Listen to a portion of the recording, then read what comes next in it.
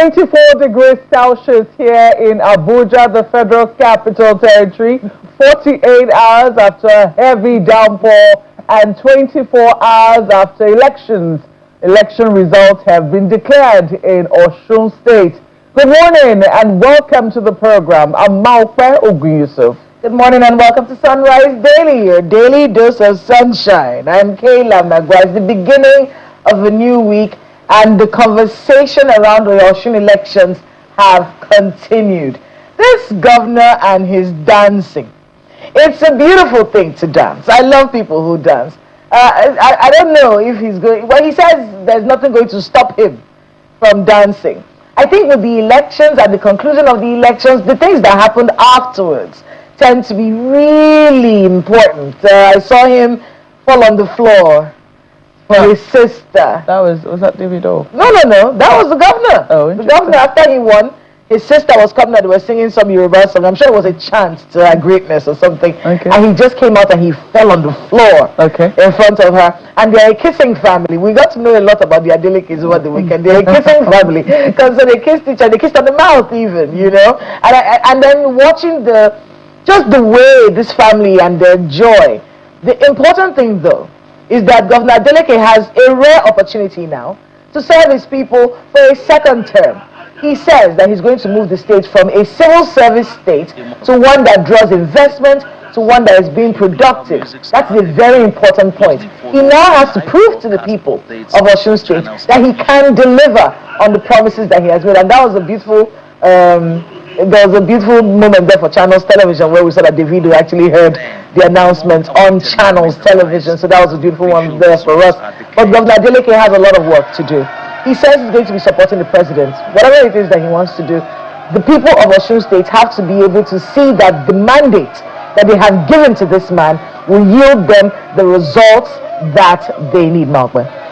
Indeed, Kayla, it's good to see that the people of Osun State have spoken up loud and clear. They have decided, and yes, they have finally returned their dancing governor. They certainly love their governor. This was the visual I saw of David O, megastar, who fell on the floor after he listened to the results of the elections declared by INEC on Channels Television. That certainly was a very significant moment, because we know that throughout these elections he hasn't been silent. He's spoken up at every turn, lending the weight of his support to his dear uncle. And of course, I mean, you can tell that music and dance and joy, I guess, runs in the family. But as the president did say, I mean, you know, the thing about elections is people did vote for other political parties as well. And whilst it is that, yes, the victor,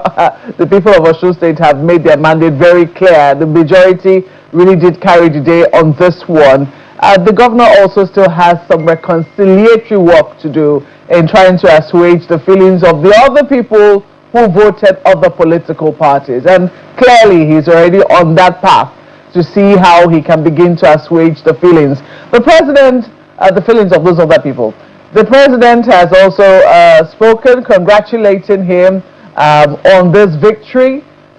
It was a good thing to be on the ground, Kayla, because you know you would not have believed the story otherwise. I was going to ask you, what was it like there? Yes, you know, at ground zero, where all of this was happening. The day before, I mean, we all know that up to the drive, up to the elections itself, there had been plenty of talk about electoral violence. People were unsure. You know, would people be able to come out? Would they be intimidated into silence? There were lots of questions as to what exactly was going to happen on the ground. The police was very reassuring. They said they were deploying 15,000 policemen to Osun State, and we did see a lot of policemen. Not only did we see policemen, we also saw the army showing up in numbers. We saw their tanks and their trucks. So at some point people were wondering, is this a ploy around intimidation, or is this a ploy to really keep the people safe? I remember visiting INEC office alongside the observation team that I had gone with, visiting not just INEC office, visiting the DIG in charge of the elections, visiting the NSCDC office as well. And all of them were quite reassuring, even though behind the scenes we also did hear that it would seem that the security had a different mandate as well, you know. But on elections day, going with the assurance that INEC going with the assurance that the INEC rec there gave, and she has to be commended. It's good to know that, you know, when because somebody asked a question, are you sure that your gender will not have anything to do with she looked at the person. We all looked at the person. Also, I thought her gender would have something to do with her efficiency. Yeah, exactly. To move past we need to move past it. Clearly, she's shown that gender is not a thing. It's not a thing when it comes to delivering elections. She's proven her mettle. As at the time, I had the joy now of going all the way to Ife from Osun. And at the time we deployed, about past 7 or around, we got to Ife at about past 8. By the time we got to Ife, on our way, looking at all the polling units, INEC officials were at every polling unit we saw, alongside security personnel. So it was wonderful to see INEC's logistics team, you know, doing their job. Because I remember when she answered that question, she said, look, I'd asked her whether or not, you know, the fact that INEC had to reprint at the last minute to include the name of the SDP, you know, was going to affect their logistics deployment. And she said, look, 16 logistics officers are on the ground and that they know what they're doing. Are you sure there'll be no mix-up? There'll be no... She said, well, you can take it to the bank. There'll be no mix-up. There'll be no issues with it. There have been questions as to the fractionalization of the NURTW. You know, were you going to be able to deal with it? Those were questions that she had to. She said, well, look, we're dealing with the NURTW at the national level, because there are questions as to, you know, whether these people were going to try and sabotage what it was that you're doing. But clearly they had all the grounds covered, and they showed on elections day. As a matter of fact, all the other observers whom we spoke with, aside the observer from KDI, we had EU observers on the ground, we had IRL observers on the ground, all of them were quite impressed with how INEC deployed on the day. There was just something, though, that was about to, you know, ruin the moment. I think it was my colleague who was highlighting that in the process of collation, because there were questions as to what was going to happen. Polls closed on time, thankfully. Polls closed on time, and we're now waiting for collation. Whether or not everything was going to go according to plan with collation, and everyone was looking at the IREV, whether IREV was also going to work. IREV worked, thankfully. IREV worked, and as a result of that, Channels Television, I'm sure for those who followed us on the elections, they was able to deploy in collaboration with Yaga the ERAD to be able to see what exactly was on the ground. So thankfully, the IREV worked until about 8 p.m. when they stopped working. And there was a long pause. The pause that was 3 hours. A riot across the country. Yes, 3 hours. So 3 hours the thing paused. I mean, it was at 84%. We were wondering, what is going on, INEC? What is happening? You know, people were making calls behind. This thing has stopped. Are you aware that nothing has been... sent a tweet. This thing should work. If this thing doesn't work. He was threatening everybody. It was crazy for 3 hours. Whatever watching this IREV. And I think that INEC has a duty, because at that point, if you have been uploading results steadily on the IREV, what now needs to happen is that if there is a pause that is longer than normal, INEC needs to issue a statement, because people, it's the process of transparency. You cannot ruin a process that has been going so well with one moment of suspicion or doubt. So, well, thankfully, at the end of the day, by midnight, we knew that all the results were, at least 90-something% of it was out. And the next morning, you know, before 10 a.m., because I know that we're on our way to Ibadan when the results were declared, and we saw the jubilation across some villages that we had crossed. And along the road. Organic joy. Yes. People had been waiting. The moment the results were declared, we just happened to enter a village, and we saw those visuals with our own very eyes about the joy of the people of Osun State. So it's a good thing to see. We hope that we're able to, you know, put up a performance about this good, if not better, at the general elections, because as everyone has said, this was a dress rehearsal for 2027 and the political parties.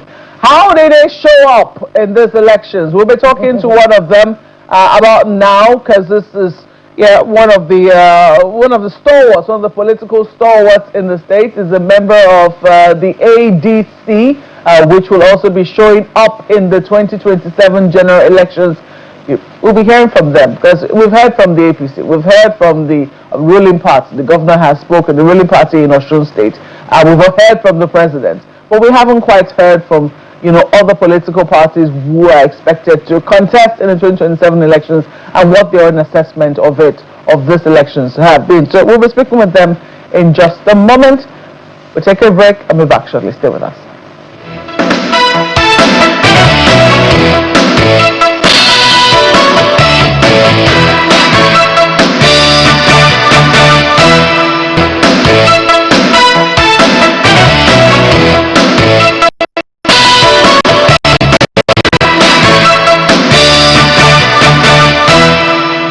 I know that you are one person who expresses himself in some artistic way.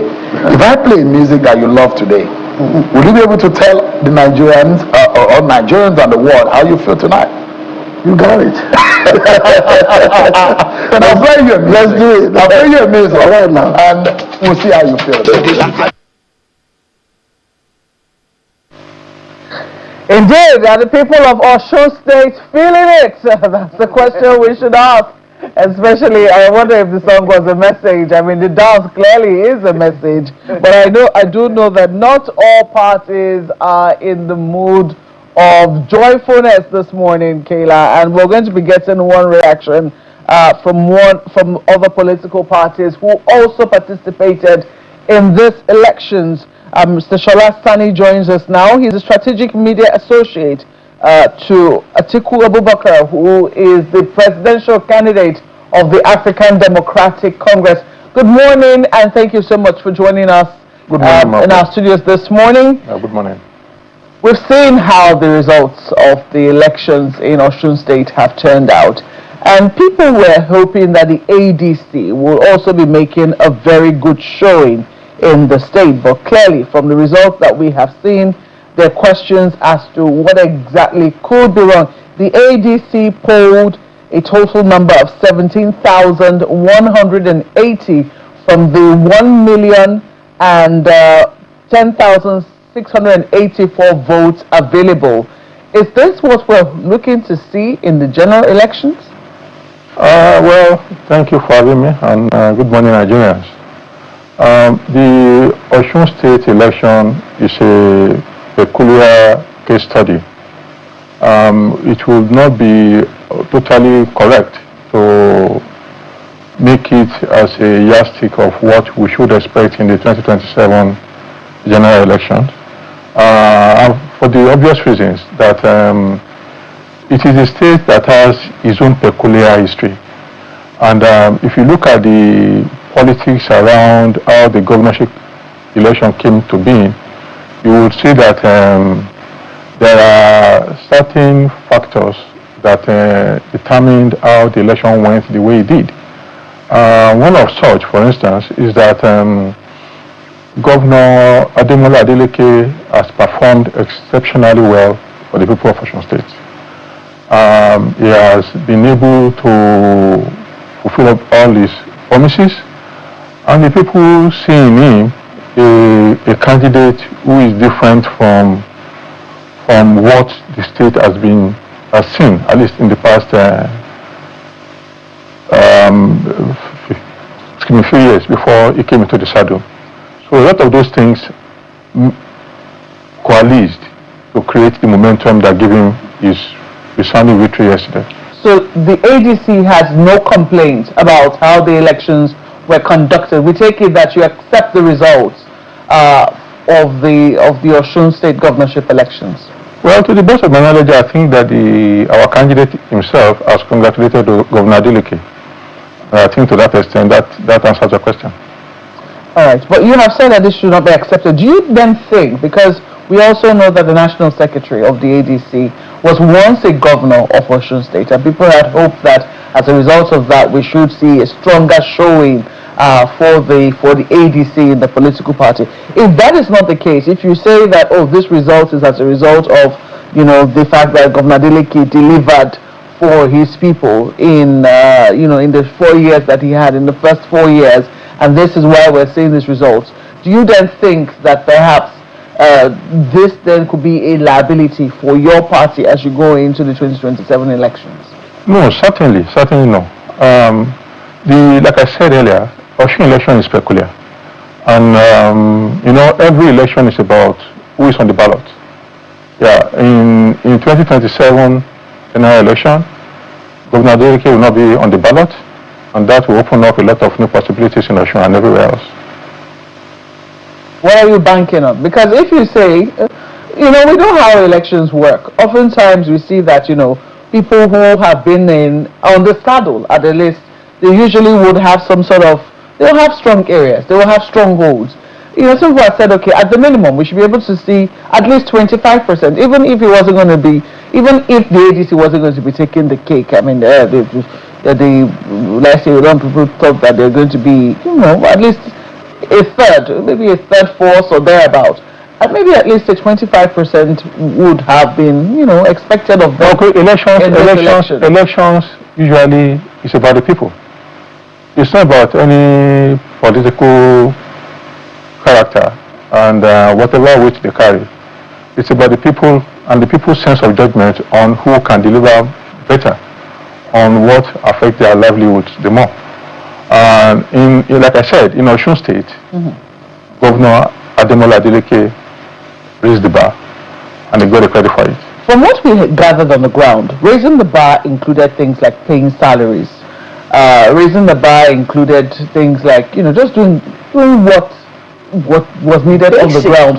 Very basic things. Yeah.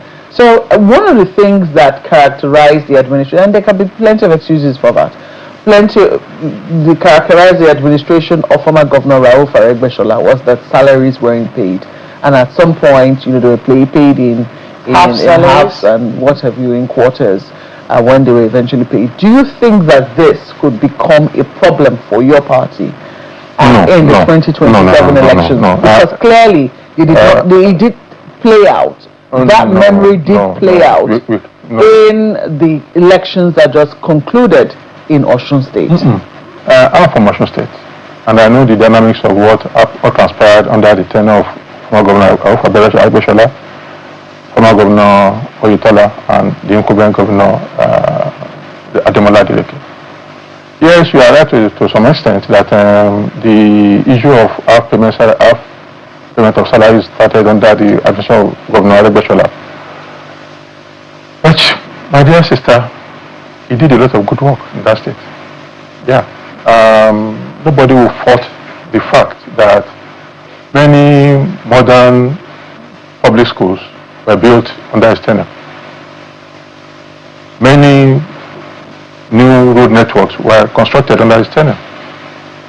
But that, of course, does not make an excuse for half payment of salary. But like you said, half payment of salary is just a fraction of what a governor needs to do. And in terms of the greater picture of development, Aregbesola, he paid this, he did this, he left a mark, and it's a credible mark. What will be developments when things like salaries, what is due workers, wasn't paid? Every administration has its own explanations for why he did what he's doing. I'm not privileged to be in Aregbesola's government, and I'm not here. I cannot sit here to defend why he did what he did. All I can tell you, as a citizen of the state and as a public analyst, is that in terms of development, in terms of performance, he did quite well. I think that we should situate this. I like the fact that you've admitted that the payment of half salaries actually started with Ogbeni Rauf Aregbesola when he was governor. Yeah. What we're trying to find out from you is if this may have played a role, if his reputation is, because Osun people they were singing it. It was in the songs. Oh, he didn't even pay salaries, and he's trying to give us a candidate to run for the elections. Now, does that play a role in the reputation of Ogbeni Rauf Aregbesola, who is a very big face for your party, the ADC, as we're going into the next election? Do you think that with the fact that this is his reputation in Osun, and the fact that the governor has said he's going to be supporting President Bola Ahmed Tinubu Will ADC be able to make any mark in Osun State come 2027? Yes. How? I'll tell you why. You see, like I said, every election is situational. What happened on Saturday was because there is a Governor Ademola Adeleke on the ballot. And every candidate must carry his own burden and asset. The test of electability is earned, is not transferable. Governor Adeleke is not the same thing as President Bola Tinubu, who will be standing for election in January. And if you ask an average person on the street of Osun State today, if they would vote, because they did vote for Ademola Adeleke on Saturday, if they would vote the same way for Bola Tinubu in January, I can tell you freely that of the figure that voted for Governor Ademola Adeleke, I can tell you freely, more than 80% will tell you no. But the governor said that he's going to deliver the state. He has a year at least to change the minds of these people that you say will not vote for. Okay, so let me tell you something. Governor Adeleke is one individual. He's a politician, and he's a governor. As we speak, he has running battle with the presidency concerning the freezing of certain local government funds that ought to have gone to the state for the past 2 years or so. So if he's telling the president that I will support you, give him my money, that is their business. But the point again that I want to raise is that as far as Osun is concerned, as far as politicians in Osun State are concerned, President Tinubu has failed the state. He attempted to freeze the state account through FCC during this election. For the past 2 years, local government funds to the state have not been paid. And even as you speak, the governor is a political heavyweight. In the general election, he belongs to a core party as you speak. In the general election that we are going into, a core party has candidates for senatorial election, House of Reps election, and all the likes. Will you tell those guys that they should crash their own ambition and support Tinubu? Yes. That's what he says. Okay, and so let's see how it goes out. Because that statement that he made, and he said it over and over again. He said it at the acceptance speech. He said it in the interview with our colleague Shehu Kimbale. He has been saying it. I am going to support President Bola Ahmed Tinubu. He said it. We now saw a statement from Festus Keyamo that says agreement is agreement. Yes. Even though he says that there was no actual agreement, but he is saying I am going to support President Bola Ahmed Tinubu. I would like us to interrogate what Honorable Minister Festus Keyamo said. Agreement. Because he came off as somebody who is speaking from a point of knowledge. Did Governor Ademola Adeleke and President Tinubu have an agreement? He says they didn't. Festus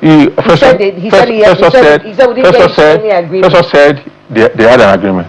What that agreement is, I don't know. But if that agreement includes that politicians on the ballot for accord into the Senate and House of Reps election in Osun State, we have to sacrifice their ambition because of it. Bola Tinubu, I'm telling you that agreement is dead on arrival. It cannot fly. So you think that the ADC will make a showing in Osun State? Not just in Osun. Despite the reputation of Rauf Aregbesola, not just in Osun. Despite the fact that the governor is going to support President Bola Ahmed Tinubu, you think that is an empty promise. Should the ADC be thinking that maybe they've lost Osun State? You have other states that no way. I'm from Osun. No way. I mean, Kaila, no way. Osun is this country. I'm telling you, as far as the presidential election is concerned, Osun is 17,000. Article for your information has not lost Osun. It didn't lose Osun in 2019. Didn't lose Osun in 2023. It's his country. Okay. And he will deliver it again in 2027. You say politicians are eternal optimists. Let's talk about the process. Was there any objection that you had with how INEC conducted itself? Because the umpire is very vital. Do you think that there was a level playing field for all the parties to truly show their strength in these elections? Well, I think that going by the time frame of when the election was conducted and when the final result was announced, I think by that margin, we would say that INEC has probably upgraded from its past records. But a lot. It has upgraded? Improved, I can say, from its past. I was going to ask you to elaborate on that. What did you see that made you say so? Well, the upload of results into the higher portal was almost within good timing, and to the extent that we didn't have a case of inconclusive elections or a case of system shutdown glitches, I would say that is a pass mark on the part of INEC. But even at that, there was a lacuna, some 2 hours gap, that nothing was being fed onto the IREV, and at that point everybody was apprehensive. What is happening again? So that kind of whatever caused that is what INEC should look into, so that you don't have a repeat of that in the next general election. Results should be transmitted in real time. That is what Nigerians expect from INEC. All right. Well, those elections were highly competitive. Did you notice any untoward behavior from security agents? Do you think that there was an over-deployment or an under-deployment of security agents? Yeah, there was an over-deployment. Over-deployment? Yes. Osun was practically a war zone. I am from Osun, like I told you. I just came back, and it was too militarized. It was too policed. I can't even say militarized. But did it not have any effect on the turnout, did it? It did not significantly, because the people rose in good numbers to vote and to defend their vote. And we would see that this senator, this rascally senator who said people should be killed for whatever reasons, he repeated the same narrative at polling booths around his constituency, and right in front of police personnel who didn't stop him. And that in itself is an act of intimidation, and it must have had an impact on the outcome of the result of the election. How do you mean? In his own polling booth or generally? In his own polling booth, asking people to look at where people put their thumb printing, and anybody who is not voting for APC should be. I mean, what does that mean? So if you are coming to vote for Accord at that kind, or ADC at that kind of polling booth, and there's a standing instruction from your senator to his active political talks on the field at the ballot booth, giving instruction that people who do vote for APC should be dealt with, and police personnel are there, and they didn't stop that. Mm-hmm. That is high grade intimidation. So essentially, your message is that no one should take the results from Osun State for the ADC as what is going to be for the national elections. Absolutely come not. 2020. Absolutely. There are two different concepts. Two different candidates. But in Tinubu will not win Osun. I can tell you that for free. All right, we'll see how that eventually pans out in the 2027 elections. Is not far away. As a result, as a matter of fact, we do know that campaigns are set to kick off on August the 19th, and we'll be seeing how that eventually goes. But we have to thank you very much for sharing your thoughts with us this morning. Mr. Shola Sani is the Strategic Media Associate to Atiku Abubakar, who is the presidential candidate of the African Democratic Congress. Thank you once more for speaking with us. Thank you for having me. God bless. We'll take a break now. When we come back, we'll be speaking with observers who were on the ground and are still, one of them is still very much on the ground in Osun State, and getting their own feel, their own interpretation of how the elections in Osun State went. In just a moment, please stay with us.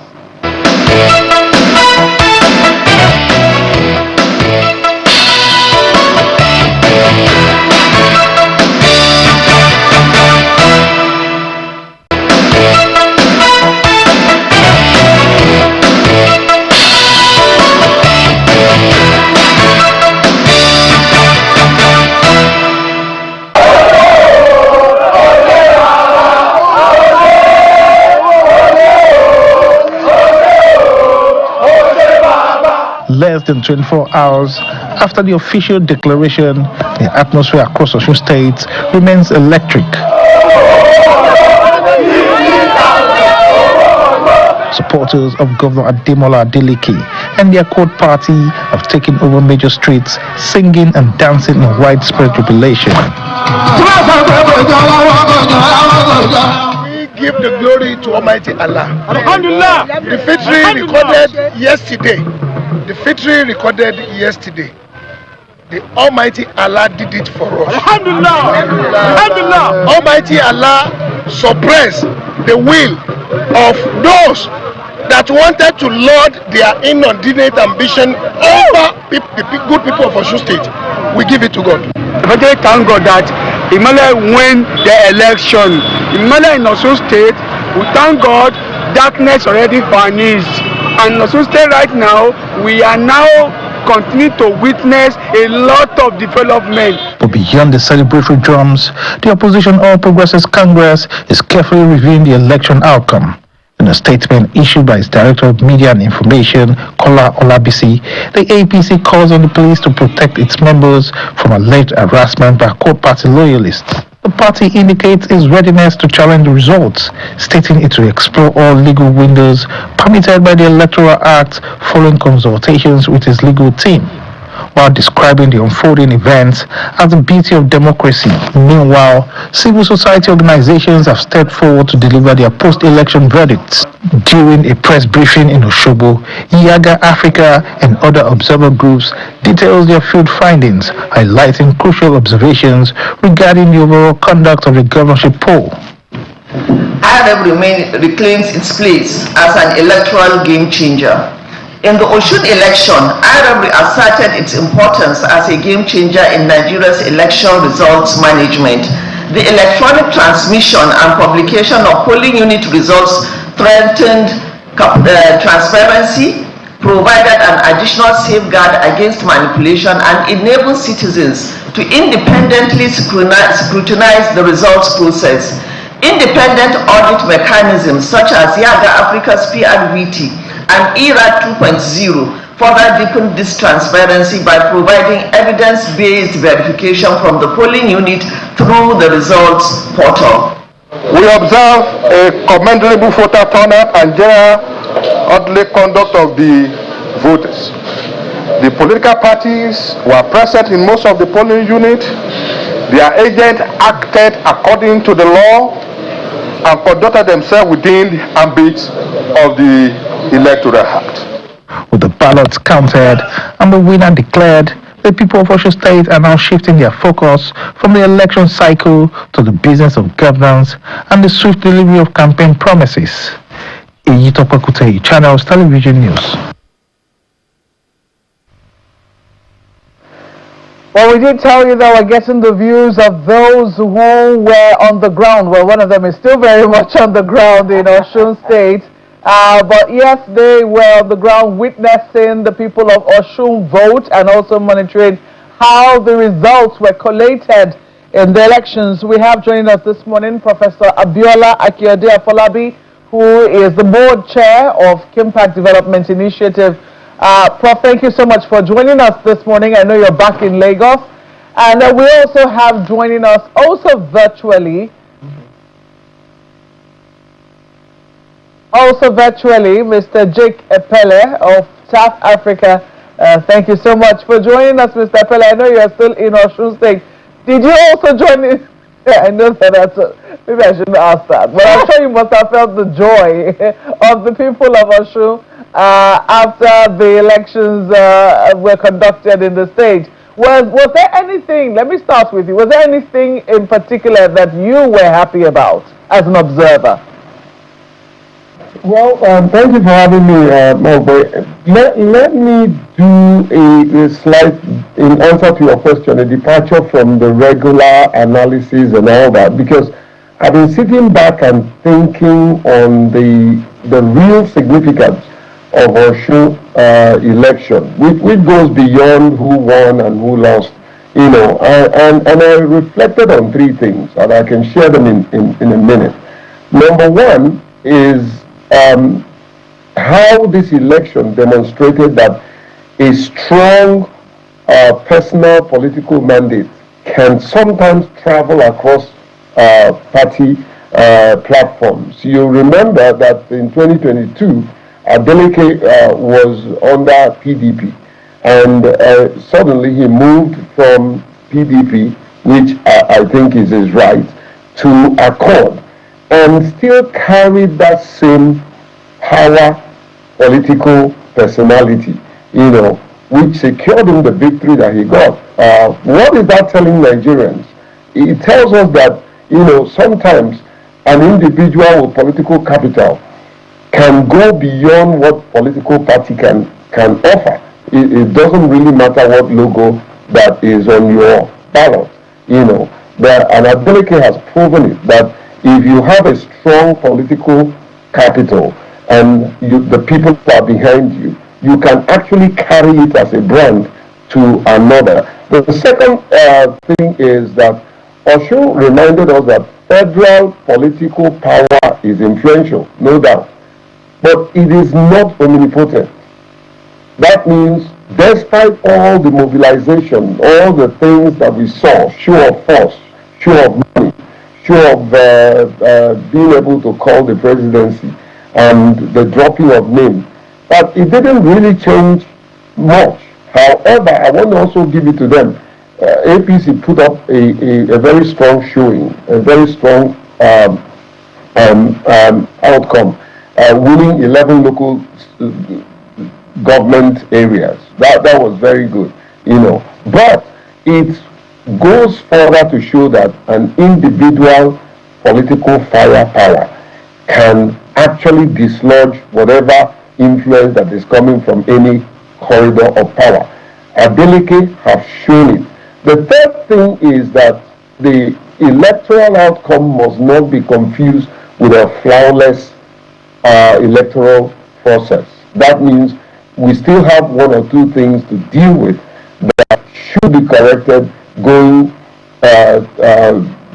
into 2027. We saw a lot of positives on the voting, collation, citizen participation, but we also saw a couple of challenges with the beavers.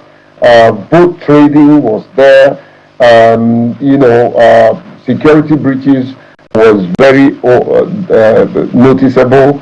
And like I always said, that taking care of these security personnel is also important. Not abusing journalists that are doing their job is very important. So on a final note, I would say that Osun should be treated, it should be treated as a laboratory for 2027, not a certificate of readiness for 2027. If you allow me, when you are ready, I can tell you 5 reasons why Adeleke won this election.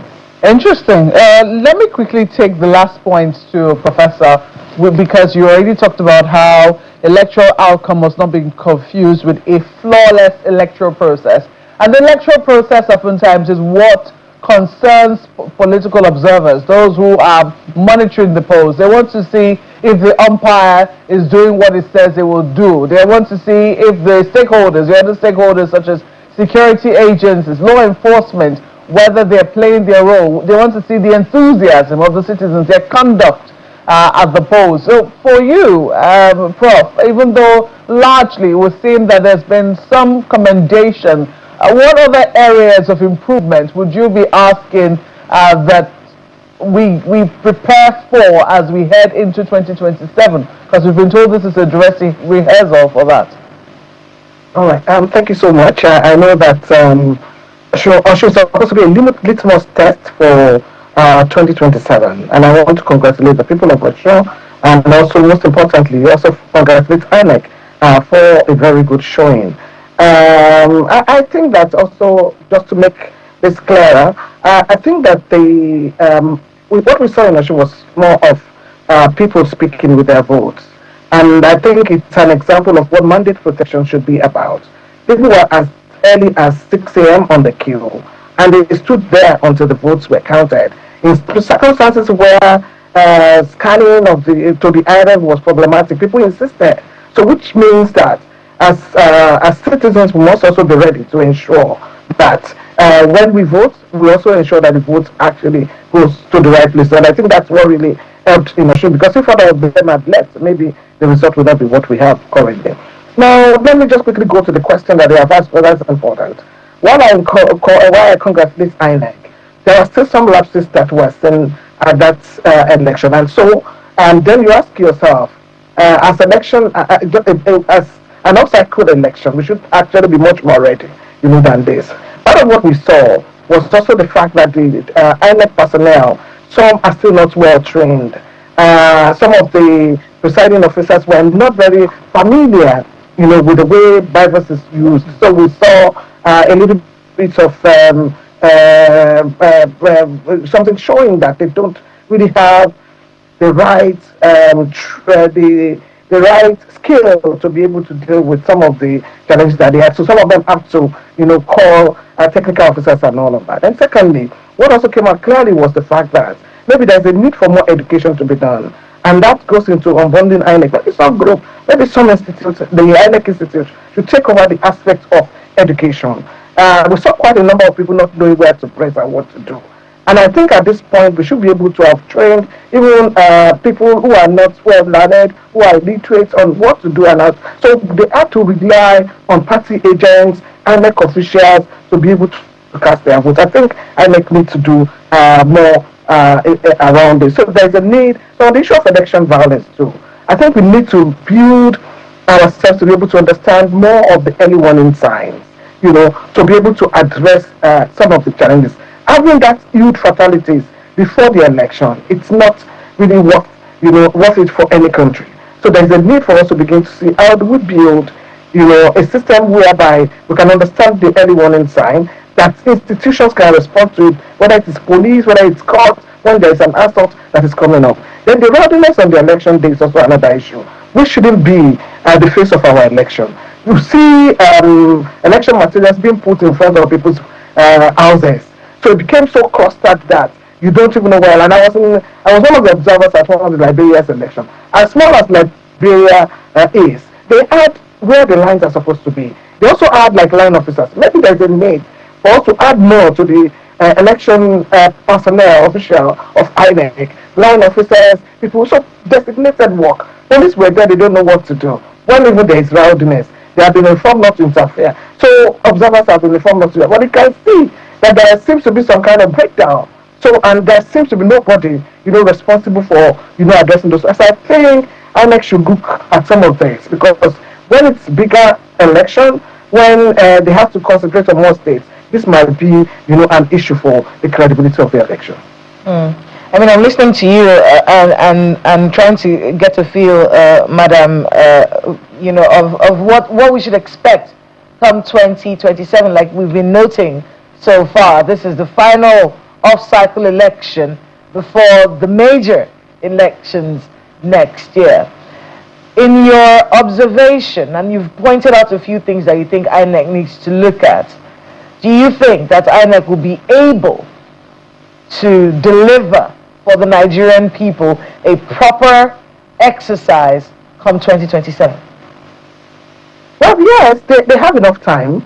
They have enough time to cooperate, collaborate, partner with organizations and all of that. But, there are long-term things we need to do that can respond to 2027. But I think that we need to plan for maybe much more future election. For example, I recall that during the time of only earlier elections in Nigeria, via whiskey and all of that, the issue of transportation was responded to. Now we have to rely on NURTW, who are always factionalized organization. Yes, in Osun, we didn't really see much of that as a gap because of maybe the way INEC handled it. But we should be more futuristic. Who handles the transportation? How do they get to the outreach area? We have had situations in previous elections where vehicles going to observe elections have to pick, INEC officials on the road when their vehicle, broke down. So we needed to look at things like that. How do we deal with transportation? In Osun, the pads were not working. The thumping pads were not working. They had to put water and things like that. It's a very thing. It might appear something very simple, but it needs more concentration on, and it can help in terms of the efficiency of the election process itself. So there are little things that I need to focus on. Let me take this to Mr. Jake Epele. I'm trying to imagine Mr. Epele during the general elections come 2027, a 3-hour pause on the IREV. I'm trying to imagine what that would do to the Nigerian people. We're still trying to understand why doesn't have to be real-time transmission. And then when it is, whenever it can transmit, it transmits based on network or whatever. And then we now have a 3-hour pause, like we had in Osun. Is that something INEC should probably start to think about? No pauses, because it would cause some kind of craziness across this country. Yeah. But that would be disastrous. And Osun is a small state compared to the entire state of Nigeria. That would be something that would throw the spanners into the works.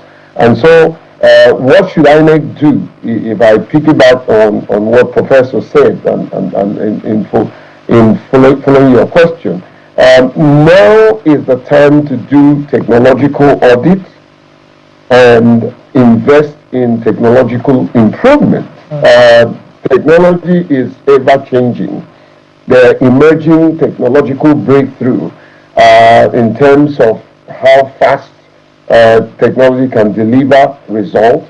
So there's a need for INEC to do a technological audit, thorough audit. Some of the technological structure may be archaic. It may be, something that they need to change.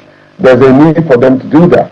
But also, following that, there's a need for them to also do some form of technological awareness so that the people in the field will know what to do whenever there's a problem. Granted, I must give it to them, there was a fast turnaround in terms of trying to do something about some of these technological glitches, but we must get it right in 2027. Technology is one thing that would some sort of create problem even in the outcome. So they must get it right.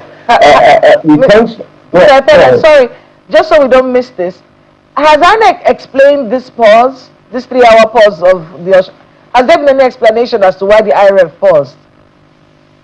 Well, I don't speak for INEC. I don't think so, but hopefully it was part of my conversation with INEC chairman. And I must give it to INEC leadership. They were ready to communicate. The INEC chairman called me himself, and I had to pass that call to several other CSOs leaders who were around me. And then of course it's also important to underscore that the police were a bit more open this time around. I'm trying to find out, did he explain in the phone call, did he explain why there was a 3-hour pause on the IREV? He did. No, we didn't discuss that particularly. Okay. But he did agree the need for a post-election interrogation and for him to know what, as much as people are patting him on the back and said he did well, he wants to know what he didn't do well. And I think that's an honest assessment and a way of a leader taking responsibility for lapses in a given situation. My God, I know we are running out of time. I would have really loved to talk about, because it's a signpost for other politicians to learn. My reflections on the 5 things that Adeleke did that gave him this victory. But if there's no time, we will continue to talk about the issue of INEC. But if you want me to talk about that... try. Maybe you can give us an abridged version. If you can give us an abridged version, go ahead. Yeah, so I'll give you a pointers to think. Number 1 is the power of incumbency and the visible performance track record that people can see. Number 2 is the personal political brand. Give it to Adeleke. He has that personal political brand. He's charismatic. He's able to communicate to the people. The 3rd is the grassroots structure. He does have a grassroots structure that pays off. The 4th is the failure of elite endorsement. You find the former governor, the other former governor, 2 of them put together, their brand, their elite endorsement did not translate to result. The last thing is the the highly polarized two-horse race.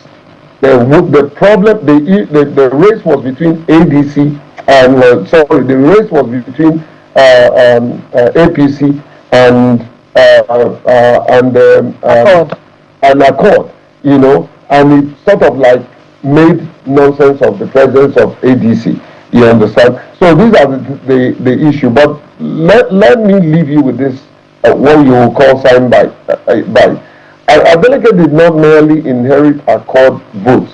He transferred his political constituency into Accord.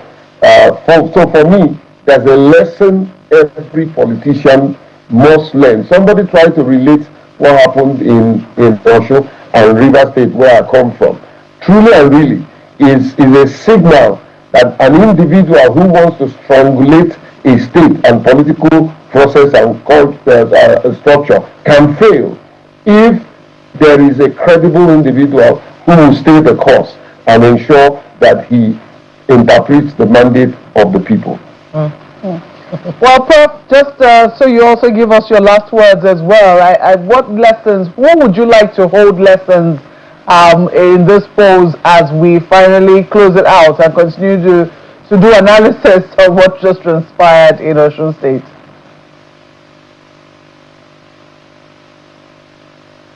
You're muted. Oh, yes. I believe I will speak more on the issue of mandate protection.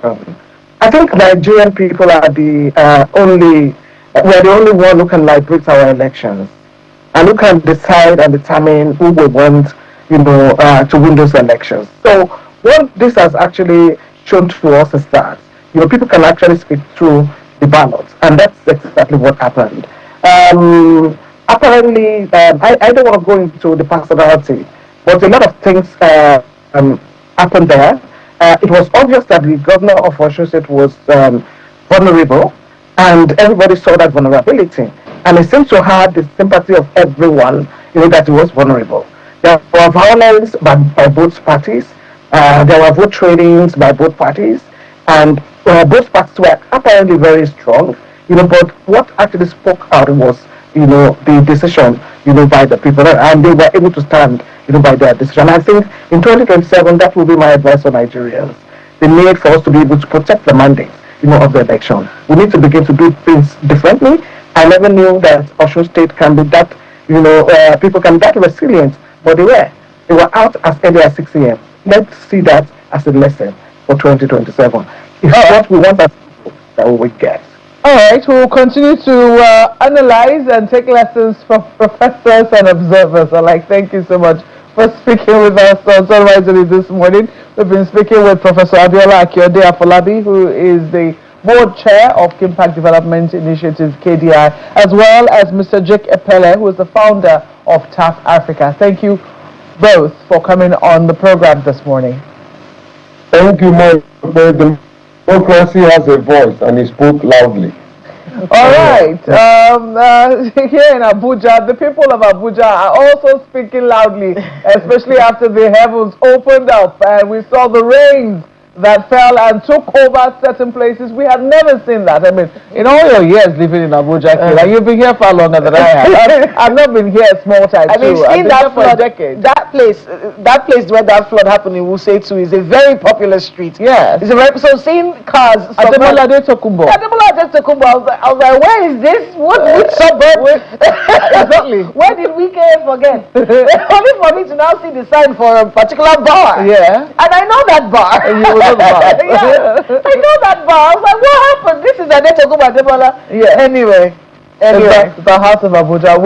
We believe that there is work to be done in the FCT, clearing our drainages and clearing the sewages, and we hope that would not be left alone. Thank you so much for watching this morning. I'm Malfe Oku Yusuf. Have a great week and a great day ahead. I'm Kayla Magwa. Bye bye.